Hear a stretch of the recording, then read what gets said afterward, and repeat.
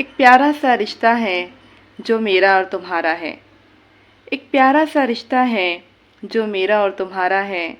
बात बात पे झगड़े हैं, बात बात पे नखरे हैं।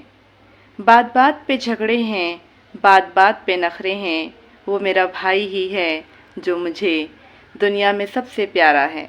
भाई तेरे संग बचपन की वो यादें ताज़ा हैं, वो लड़ाई ताज़ा है, वो मस्ती ताज़ा है। भाई तेरे संग रिमोट के लिए वो झगड़े याद हैं, वो बातें याद हैं। स्कूल से लौटकर होमवर्क करना, स्कूल के बाद टीवी देखना, ये सारी बातें आज भी याद हैं।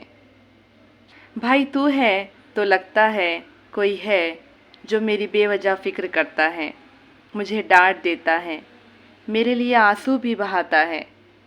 भाई तू ही मुझे दुनिया में सबसे प्यारा है।